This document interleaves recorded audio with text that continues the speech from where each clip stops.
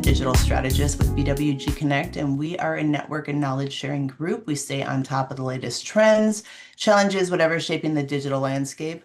We want to talk about it. We'll do hundreds of these webinars this year with the increase in demand to better understand the digital space.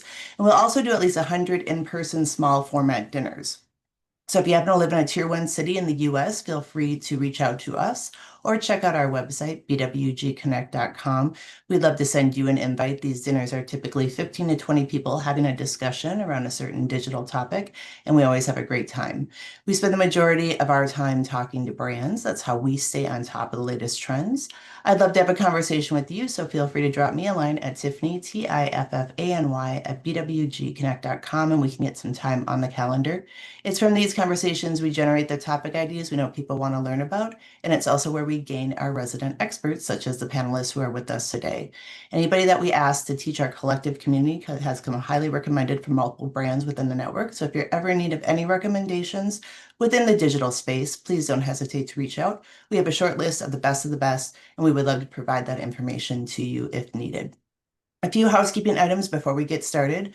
The most important, we want this to be fun, interactive, engaging, conversational. You drop those questions into the Q&A and we will get to them. And we're going to wrap up here before the end of the hour. I know we started here about 5 to 6 minutes late, but we will wrap up before the 60-minute mark to make sure that you get to wherever you need to go next. So without further ado, let's hop into it and talk about profitability under pressure, maximizing margin this Black Friday, Cyber Monday. I'm going to pass it over to our panelists. If everybody can give a brief introduction on themselves and their organization, that'd be lovely. And then we will jump into the content. So I will start with you, Jay, since you are next in line on my screen. Cool. And then go to Richard and then Avi. Sounds good. Hey everyone, Jay McHugo here, Senior Product Owner at Tag, which is Third and Grove. Third and Grove is a full service Shopify agency. We just got platinum status, so we're excited about that. But we specialize mostly in creative design, technical strategy, development, CRO, SEO, and growth services. And we work for some of the top e-com brands in the world, companies like Stanley, Reef, Amore Pacific, P&G specifically. So the last 7+ years, I've mostly focused on pretty much Shopify Plus, but excited to be chatting with you guys today. Richard, pass it up to you. Cheers. Yeah, hey everyone. My name is Richard Keane. I'm on the new business team at Wayflyer, mainly focused on financing our larger customers. And at Wayflyer, we're a lender to consumer brands. So we provide working capital brands so they can buy inventory, spend on marketing, allow them to grow efficiently. We're an Irish company. I'm also Irish, so if you can't understand my accent, I only apologize. But we started about 5 years ago, lent out a loan to our first customer in March of 2020, which was an incredibly good time to start lending to e-commerce businesses. And yeah, since then we've deployed over 5 billion, mainly to brands based here in the US as well.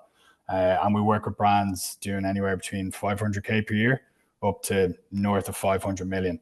And yeah, the reason brands would use us is we're fast and flexible. And we understand the e-commerce and, the digital market, which, as we all know, the industry we operate in, that can change pretty dramatically year over year, quarter over quarter, where that's macro, geopolitical, consumer sentiment. And being able to react, fast and quickly to those challenges, whether take advantage of them or just get through them, and having the capital like customers need, is pretty vital to your brand success. But yeah, happy to be here. Awesome. Thank you, Richard. Avi. Hi. Yeah, thanks for having us. Avi Moskowitz with PrettyDamnQuick. My background and kind of how we found the solution and created it was initially for ourselves. I had a craft beer company that launched just as COVID was hitting, and very quickly the site exploded into hundreds of orders a day, some days over 1,000 orders, and realized very quickly that non-Amazon brands like on Shopify or any other platform aren't able to provide an Amazon-like experience, and that's very costly. The Amazon experience, as we all know, provides clear trust and confidence and communication throughout the entire process. And a lot of that's accomplished by segmenting your customers. And that's a key part of what we do. So you can speak to your different customers differently, your first-time customers versus returning versus subscribing, high-value customers. You can look at where the inventory is located, shipping costs. We can do quite a bit to influence the conversion in your checkout. And we like to think of ourselves as average profit per checkout. We can help you optimize your profitability by looking at each checkout individually and focusing on that for margins. So we currently service over 300 brands. Biggest impact with brands that are doing north of $7 million a year in revenue. And that's because a lot of what we do is built on A/B testing and need sufficient volume to benefit from the robust segmenting and A/B testing platform we have. But really happy to be here today and look forward to the conversation. Excellent. Thank you so much. Questions, comments, we're going to put into the Q&A bar today, so feel free to do that as we move along. Want to just get kind of a finger on the pulse of the audience. So I myself prepped for Black Friday, Cyber Monday for 10 plus years. So curious of the feelings right now, because there's been a lot of curveballs obviously in the market. This has been a pretty wild year in a lot of ways. So if you could put in the Q&A, if you feel so inclined, in one word, how would you describe your Black Friday, Cyber Monday prep so far? Very curious, just one word, one adjective, maybe a noun, but whatever you're feeling, just put it in there and let's see it. I'm loving this. Keep them coming. We're gonna give probably like 20, 30 seconds here just to get something moving so we stay on schedule, but we also want to make sure that we're talking about the things that are important to you. Okay, I'm liking it. Okay, we got a few more coming in. Give it 10 more seconds.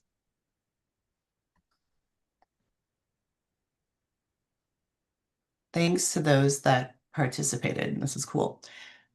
Okay, so here are the words: behind, excited, bottlenecks, rushed, determined. Love that we ended on determined. That's great. So bottlenecks behind. That's not surprising. I don't think any of us on the panel here are like, oh, these are surprising to you, but super helpful. Okay, another fun thing we're going to do to kind of jazz it up here on a Wednesday is I did create a poll. I'm going to launch it, and we'll take 30 seconds just to get a read on which is harder this year. So there's 3 options, and then we will share the results here in 30 seconds. So the poll is live. So which is harder, driving traffic or protecting margin? It's a slippery slope.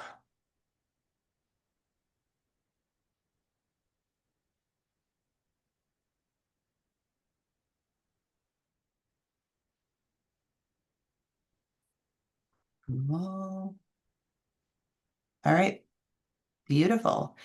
So we have ended here, share results. Margin, 39% of the audience said margin, 17% said traffic, 43% said both. So I think we're in the right place because we have every party here needed to like have a success, right? With working with an ecosystem, omni-channel experience. So very cool. 43% both. So let's jump into that, and we're going to go through the different panelists. Again, questions, comments, put into the chat. But both is important. So Richard, I will start with you from the capital side. So I think, having worked in e-commerce, what I love about the Wayflyer experience is that you guys live, breathe, eat e-commerce. You get the model of e-commerce. When I had to go get money for lending to pay our vendors overseas for the goods before I could get them to sell on Amazon, to go to a traditional bank was very cumbersome, to say the least. A lot of times the bank didn't even understand what the e-commerce model was and like why we need this money. We have no revenue to show yet. It was a lot of friction and a lot of stress. So I think it's super exciting to have somebody here that can actually speak to it from a digital aspect as opposed to traditional business. I need to get a loan. So how can e-commerce businesses use non-dilutive capital to improve their customer acquisition costs and lifetime value ratio? Let's start there.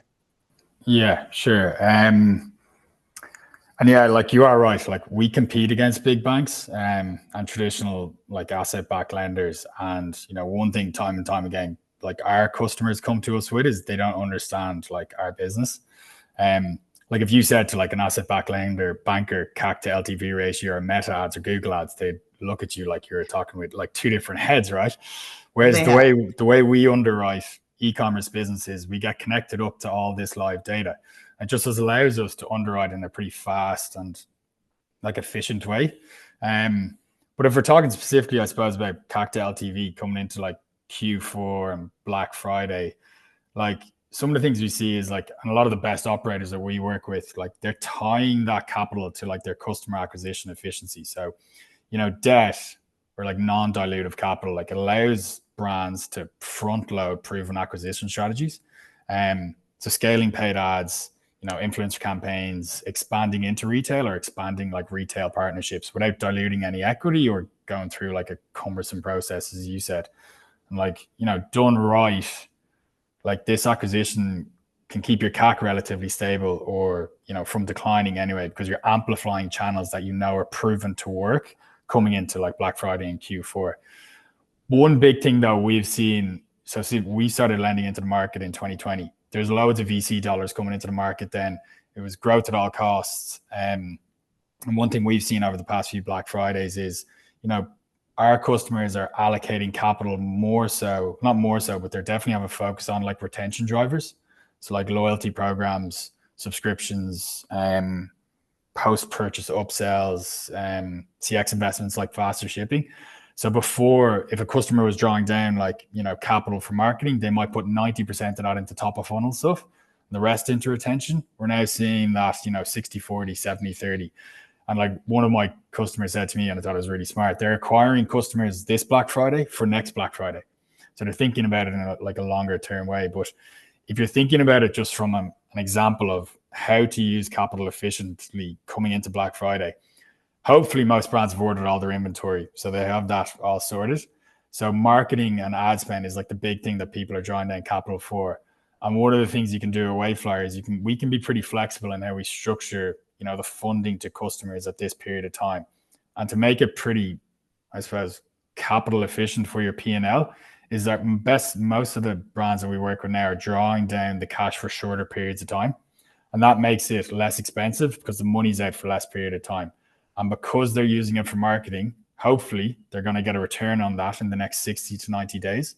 So instead of choosing like a long repayment and paying interest on it into next year, they're just choosing shorter repayment. So they draw down 100 grand, they pay it back over 3 months. If it's 1% per month, that's $3,000 on 100 grand. Whereas if they chose 9 months, it'd be 9%. So one of the ways like the brands that work with us coming into Black Friday is they choose and match the repayment lengths and like tie the deployment to like measurable payback periods to what they're using the cash for. And it's just a smart way to use someone like a Wayflyer as you come into like, the busiest period of the year is like tying the capital to what you're actually using the capital for. And like you said, it's speaking the language of the e-commerce model and understanding the ebb and flow, the peaks and valleys of what this business is all about. Jay, I'm going to bring it over to you because you had really interesting comments before we started the webinar, and I think it really resonated with me because I saw it also firsthand, working and selling online. So maybe go into, like how can the user experience be optimized on a brand's website to not just increase those conversions, but to overall improve their gross margin and look at it from, we're not just, top line revenue driver and traffic and that equates success. Now we're getting into like the net and the SKU economics and the P&L of, real profitability within the business model. Yeah, for sure. Yeah, I think half the battle, like we said, is getting the customer there. I think having the product available, getting the customer there, once you kind of get over those hurdles and make sure you're kind of there and you have a supportive product line to stimulate the growth that you're looking to have is kind of half of that. But once you have those customers there, I think just reducing friction is an important step here. And I think just maximizing the moments you have with the customers on these sites. I think in today's world with content just being so bite-sized, I think it's kind of a shorter attention span for most consumers at this point. So once you have them, keeping their attention and getting them ready to convert, especially depending on where they are in that funnel, is extremely important. So I mean, from my perspective, I feel like there's been this kind of shift where sites over the last handful of years have just oversimplified themselves. I think it's just get somebody to a product page as quick as you can, get them to add to cart, get them purchasing, and so be it. That being said, there's just so many choices that exist now. There's smarter consumers. They know they can get different shipping rates if they go to Amazon versus if they just check out on your site. They know there's maybe subscriptions. They know there's probably loyalty. So there's a lot of like weighing of where should we actually do this purchasing here. So in my opinion, I think it's important to just make sure you're maximizing that moment. So for me, I've seen quite a bit of success, especially just on these product pages by adding social proof. I think there's been definitely a loss of brand, I think, over the last handful of years on these sites. And it kind of creates this mold where it's a little bit confusing for a customer is why would I purchase on the D2C store if I can just do it on Amazon and also get 4 other products at the same time and ship it to my house in 2 days for free? So I think you need to provide that value for somebody once they're actually on your site. So what is it that they're getting here? They're going to get more social proof. They're going to see users using the products with UGC on the product pages. They're going to hear reviews from customers that have purchased your products that aren't there for just paid reviews. They're there because they're actually purchasing these products and they're a consistent consumer.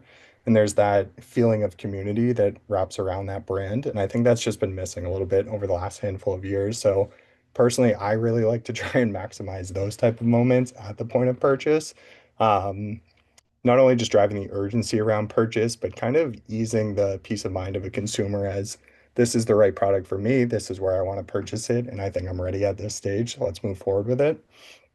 But from there too, I think there is a lot of opportunity just to kind of increase profitability when you're in this perspective. So I've seen a ton of success lately with just like bundling products. I think bundles and build your own bundle type of things work really, really well.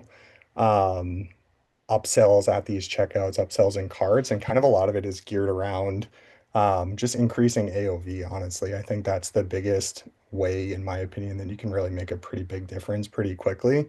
Adding things like free shipping progress bars that encourage a customer to just add 1 or 2 extra products for maybe a smaller price point, but that smaller price point is enough to increase your AOV at a larger scale. And it encourages another reward for that customer, whether it be something like free shipping or faster shipping or something like that. I love that. That's in questions, comments, put into the Q&A, or if you have experience actually working within your own site to build up that brand awareness and community with your brand, definitely share those experiences. Would love to see them. It's so true though. Like Amazon has streamlined the transaction to make it so frictionless and easy, but you lose the brand story, the product maker story, the details. It's all like under the fold, right? If it's even there, like below the fold, if it's there. But it's all about, fast transaction. So when I was working in e-commerce and we were building up our direct-to-consumer site, heavily ingrained on marketplaces, we used it also as a resource center to help mitigate returns. So thinking home decor, ceiling fans, lots of parts, missing pieces. Like, how can we mitigate that return? Because that's hard to translate on a marketplace site like Amazon of this part goes with this fan. But if you have your site and they can buy the parts they need, it will help retain the sale, Yeah. right? So Avi, this is your world, man. This is like shipping, returns. This was kind of like when you dissect the cost of shipping and looking at that P&L again from, the aerial view of the business, what are those quick wins to reduce the returns, to cut down on shipping? What can people prep for to be as successful as possible coming into Black Friday, Cyber Monday? Yeah, no, that's a great question, Tiffany. Just going back to your first word, like the word I associate with BFCM would be testing. And I know for many of us, we're very familiar with testing at the top of the funnel, like product page and everything that happens up until the point of checkout. But the real opportunity is at checkout. Like Jay was saying, there's a lot of this one size fits all across the entire customer experience, and very similar. It's one checkout fits all. And believe it or not, that one checkout fits all translates into a dollar figure. It's $270 billion a year in lost revenues that's left at checkout. And it comes back to what you were saying about the Amazon experience versus a classic e-commerce experience. Are you really speaking to me? I'm in a hotel. When am I going to get it delivered? What's my optionality? How much will it cost? Can I spend more to get it faster? All those things not only impact conversion, but going back to your poll, like traffic versus margin, ideally people want to grow profitably. And the way to grow profitably is to really understand your customers, each customer segment that's coming in. And if it's a first-time customer and you understand the lifetime value of that customer is going to be $1,000, you know you can invest in that customer because it will pay off over time. So what do? You can be more aggressive with free shipping. You might be less focused on upselling because they haven't yet experienced the product. So maybe back off on upselling, or upsell something that will fit in the box they already have. So there's no additional shipping cost. That's a big factor. Upselling was also a little bit of a double-edged sword because brands surprisingly find themselves in situations where they celebrate the upsell and then they look at the margin and they realize, oops, that's 2 boxes that I have to send out, or oops, that second item they're not paying shipping on, but it actually increased the overall cost of shipping. All these things can make a massive difference in terms of profitability on your sales. So BFCM in the past, as Richard mentioned, was growth at all costs. And today, I think for 25, our goal is profitable growth. And that opportunity is there. If you're able to look at every customer and evaluate that, you're going to find yourself being able to maximize every single customer experience. That's perfect example of the 2 boxes now that have to ship independently and just eroded your margin. Like that is what we always call the SKU economics. Like on a SKU level, what does this look like for your net margin? And is it shipping in 2 boxes? Yeah. And that's straight up dollars and cents. But there's also the softer part, like making a delivery promise to a customer and disappointing them, especially during BFCM. So you've got so many customers getting exposed to your brand for the first time. Everything you communicate is critical. And that's why you don't want them to have to read through your FAQs or shipping policies. Everything today, there's no reason you can't have all that clearly communicated starting on the product page all the way through checkout. So the delivery promises there, your tracking page is communicating and consistent with whatever you promised previously. So as we promised, you're receiving it on time, or things happen and say, your package is slightly delayed. Here's a 10% discount, proactively reaching out to the customer. We've actually had brands that increased their average order value on shipments that were late just because they communicate appropriately and quickly. So there's so much opportunity. But a lot of it does come down to testing because it's not one size fits all. The beauty of e-commerce is you really can know every single customer and treat them independently, which retail doesn't have. You don't have those data points on a customer. You have the benefit of trust and confidence because you're seeing the customer, meeting them. There's a human interaction, where in e-commerce, I don't really know. There's a lot of that skepticism. Plus, I'm leaving you money and I'm leaving the store without the item. That's a huge leap of faith that customers have to take. And many brands forget how important it is to build up that trust and confidence so they can get them over that finish line. Yeah, I just want to build on one thing you said there too, and it's just the fact that a lot of these customers coming here during this BFCM period are not only just first-time customers, but a lot of them might not even be the true customer. There's a lot of gifting that happens obviously during this time frame. So speaking only in the language to a consumer that knows and understands your brand is actually missing probably half the mark to begin with, because that customer that's purchasing for somebody might not in this event care as much about the brand's backstory. They just know someone loves the product. their sole focus might actually just be delivery time or frequency. So making sure that, to your point, there's personalization and there's testing to kind of speak around the different segments of customers that are here during this time period to maximize the window of opportunity for each of them is super, super important. That's a great point. Well, yeah, lots of gift giving, obviously, and that person may not be your core customer who's going to come back and actually reorder. Also, remember January and gift card redemption. So that was always an opportunity for us too, that I think sometimes because you're just so exhausted from the grind of like, whoa, actually there's huge opportunity in January with people getting gift cards and then they're redeeming them online to be able to, have somebody have exposure to your brand and test your product or reorder because they were gifted it for the holidays and they're using the gift card. So again, e-commerce, it never stops, right? Like we never get a break. So that's why, but we all love it. So we're in it for a reason. Questions, comments put into the Q&A as we move along here. I'll stick in, actually, Jay, go back to you with site optimization. So can you give an example from your experience and the brands that you work with of significant improvement in a business's contribution margin with site optimization Yeah. and the why behind the success? Yeah, I think tons of different use cases. I think what I've seen is specifically thinking back, there was a website that I worked on that was selling watches specifically, watches and watch band replacements. Um, a lot of those products from the start, some of them can be fairly higher price point products. So at times conversion rate can be a little bit lower there. The margin at times can definitely be higher on those products. They are higher price point, but the customer acquisition cost to purchase them is obviously a bit higher as well. Um, I had seen quite a bit of success by doing a bundle, but a little bit less conventional bundles. So they offered extended warranties on products by default. The watches would come with like a 1 year extended warranty. But we saw opportunity there to kind of extend that at the point of purchase.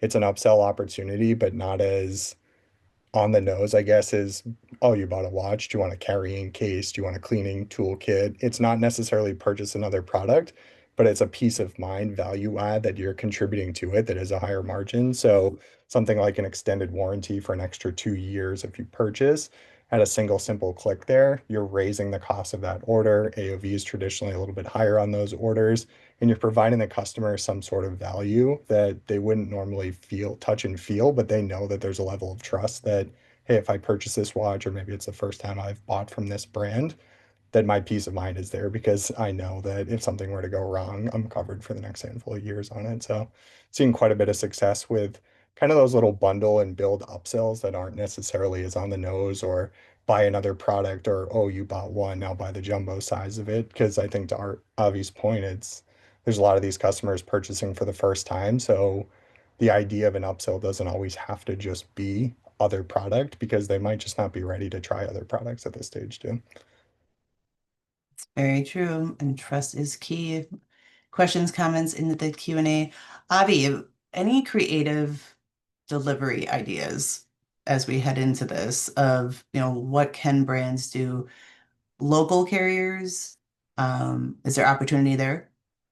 Yeah, I mean, there's so much there because shipping typically represents between 15 and 30% of your overall cost. It's a crazy number when you look at the full baked-in cost of shipping, especially overages during the holiday season, surcharges. It's virtually impossible for brands to understand in advance what their shipping costs are going to be because you get those bills at the end of the month or at the end of the entire BFCM period. And there's usually sticker shock, and a few things that you're able to do to mitigate that. Number one, generally look at your combination of carriers and think about different carriers for different products. So it's not one size fits all. Don't just have one carrier. Regional carriers have really grown a lot and gotten very aggressive in pricing, much more predictable. Some of them actually don't have surcharges so that you can have built-in and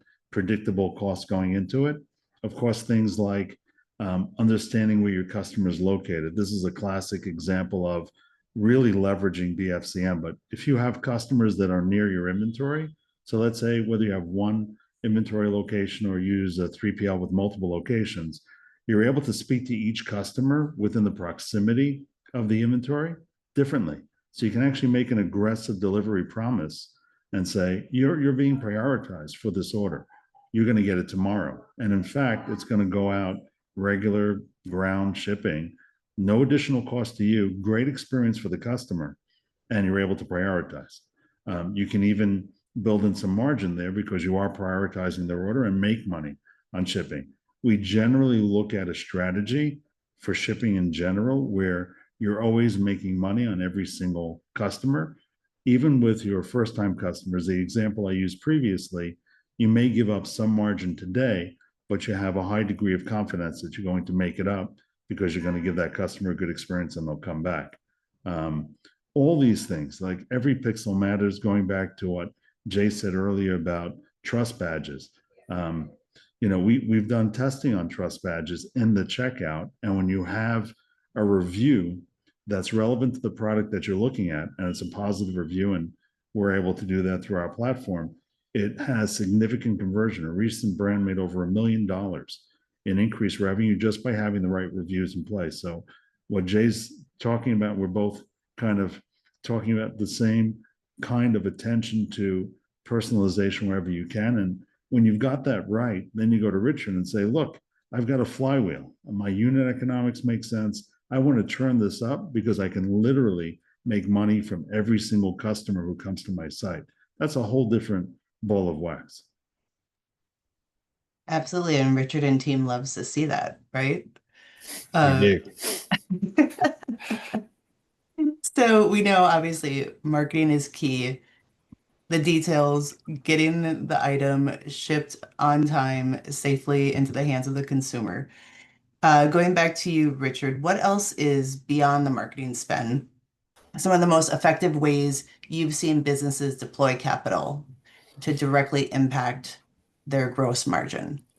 Yeah, and this isn't probably for, now, just given Black Friday's a few weeks away. But throughout the year, we see a lot of customers earlier in the year, like coming to us to get facilities or funding, to, go to their suppliers and say, look, can we order a larger PO here or an earlier PO, or can we renegotiate some of the terms, just to get better unit economics, lower COGS, because, debt, gives you leverage. It gives you good weight if used correctly. So that's one of the biggest things we see is like customers going to their suppliers and just asking for better terms. Then, like as Avi said, funding carrier negotiations, so bulk contracts, using multiple carrier setups, or if they've regional warehousing to cut last mile costs. And then we see customers, like one of the differences between us and say some other kind of alternative lenders in the market is they might just fund suppliers for you directly, or they might just fund, ad spend, fund Meta directly.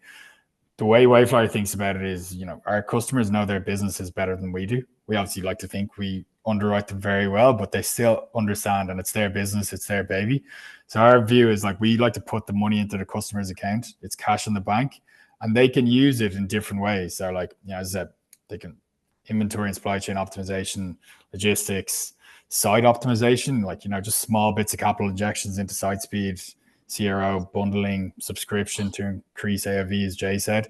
And like, when brands use it like correctly, it's not just for growth, but it's for operational leverage as well, right? So that's one of the kind of couple of ways that we see brands using it. Like, it gives them good weight, it gives them good leverage, and if used correctly, it can improve growth, and it's good for operational leverage as well. Yeah, and being disciplined, strategic, that financial discipline is key, right? I'm sure what is the objective here, and looking at it from that perspective as opposed to this, rolling 12-month calendar and why do you need this money, and like the traditional lending experience that we spoke about earlier with banks. So final questions, comments put into the chat as we roll it out here. For those that are in the audience, a few weeks out here before Black Friday, Cyber Monday, Cyber 5, what is one low-hanging fruit, key opportunity, or takeaway that you would say that's tactical that they could take back to their desk and make an impact before that day comes? And Jay, I'll start with you. Yeah, that's a good one. I think easiest one probably, especially if you're on Shopify, is accelerated payment options. We've seen double-digit conversion increases by just adding those directly to the stores, and there's pretty easy plug-in options with things like Shop Pay or Apple Pay, just kind of turning on different settings there. Also, buy now, pay later options. Customers are doing a lot of spending during this period, so not only are the brands a little bit strapped for cash at this time, but consumers are as well. So I think just giving everyone the right amount of options, like I said, we've seen double-digit increases just by adding simple messaging like Shop Pay or Buy Now, Pay Later with Affirm Afterpay, things like that, even Job Pay payments. So I think that's a super, super quick one. Um, Otherwise, I would say things like the shipping progress bars, I've seen quite a bit of opportunity with that. And then also just bundling. If you can offer like products or routine style products, and kind of take out some of that thought for the consumer and then explain the why behind that routine, I think you'll see pretty positive results. And would you say those bundle SKUs on your site are different than what's in your marketplace sites? Um, I think at times, I think it's usually a combination of the two. I think I've seen brands do it in multiple different ways. They pre-kit these as bundles, so to shipping concerns there, you can kind of already have these pre-kitted in a single box, or you know they're items that pair and ship well together. You can do it with products that just kind of build off of each other. So if it's a shampoo and a conditioner, kind of easy, obvious ones like that. But yeah, I think you can get pretty flexible with how you want to kind of cross merchandise those on the site. And if you can do it as a kind of an upsell, but make it as a separate SKU, so it's just a one-click addition, even better. Awesome. Thank you. Richard. Yeah, if I'm thinking about it from like my Wayflyer hat on, like this is the best time to get underwritten if you're an e-commerce business, especially if you've had like strong growth from last year as well. Because if you think about the way an e-commerce lender will underwrite a business, they're going to forecast out what they expect the customer's revenue and trading to be. And this is obviously coming into the biggest period. So if, a brand thinks that they could turn debt into more revenue for the business and do it in a like efficient manner, like go out to a lender and ask them. It's when you get the best terms because we know you're going to do a lot of revenue. You can pay it back in a relatively short period of time, which is fine even for cash flow because you're bringing in the most amount of revenue as well. So, and we can structure it as well to that, it's fixed paybacks, it's tied to your revenue, whatever it might be. We can get pretty flexible. So, if you think that putting in an extra bit of money into Meta, Google, whatever it might be, can, really like make this a strong Black Friday, and don't be afraid to go out to lenders, is what I would say. Beautiful. Thank you. And Avi. Yeah, I would say that it goes back to testing, but in particular, a quick takeaway is free shipping. So many people that we work with and we've surveyed and speak to, the way they determine the free shipping threshold is by looking at a competitor's site who probably looked at another competitor's site, and you get the idea. So no one really has used empirical information to decide what free shipping should be. They don't test it. It's not evaluated. This is the time of year that you want to get that right, because if you get it wrong, that could be all the difference between a profitable checkout and non-profitable checkout. So that's something that you can do yourself.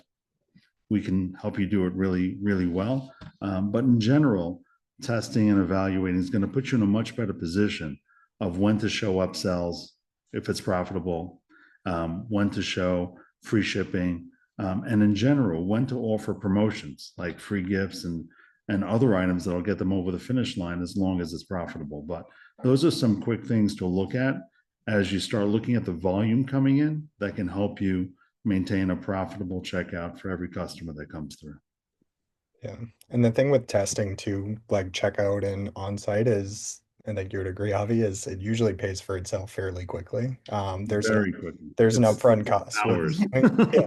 There's upfront cost with doing testing on your site, whether it's traditional on-site A/B testing and CRO, but I mean, you start seeing those little conversion gains, the AOV increases, and pretty quickly you'll realize that paying a couple $100s for an A/B testing app or solution pays for itself pretty quick, and it's worth the long haul. So A lot.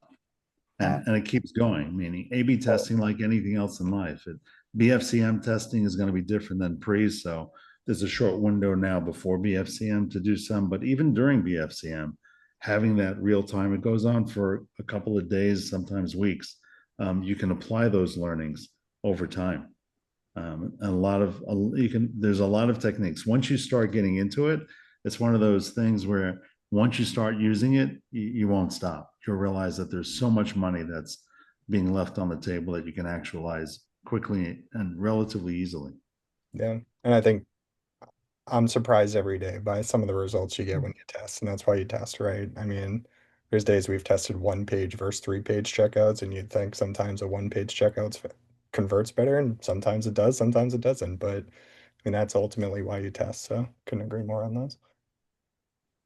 What else I like about testing is the morale booster for the teams. Like when you discover something in a way to save money that you had no idea existed and it's an opportunity and you do it and save the money for the organization and the teams are involved and can collaborate. It again goes back to Jay, we were talking about this earlier, is breaking down those walls, the silos of different departments within a company. When they're looking at e-commerce, you can't do that, right? We all know that it's an ecosystem. You need that aerial view. So if you can have wins through testing and discovery and have those conversations, those are some of like the best conversations I remember having with teams, because you could just see the excitement in their eyes of like, oh my gosh, I had no idea, as opposed to coming across as, it's a negative. Why have we been doing it this way? Why did it take this long to discover, blah, blah, blah. We've had those conversations too, but the solution, like celebrate the solution, because that's what really gets team members engaged and gets them asking the questions and just brings that curiosity throughout the organization that can be viral and super successful for everyone. Yeah, no, So it's so true. Couldn't agree more. yeah, that's I just love that part of it. So with that, we are at time. It's a wrap. Jay, Richard, Avi, thank you so much for your time, your expertise. We appreciate you. Thank you all that joined today. We hope to see you on another event soon, and we definitely encourage follow-up conversation with all the teams here. So this is like the package deal of like everything you need for a successful e-commerce ecosystem is here, and they're willing to give you some time and talk about your brand and next steps. So Third and Grove, Wayflyer, PrettyDamnQuick, they're here for you. We're here for you, BWG Connect. So feel free to reach out if needed. Thanks, guys. And we have a thank you. Thank you, Stephanie, for joining. Awesome. Take care, everyone. Happy Wednesday. Thanks, everyone. Thanks, guys. Cheers.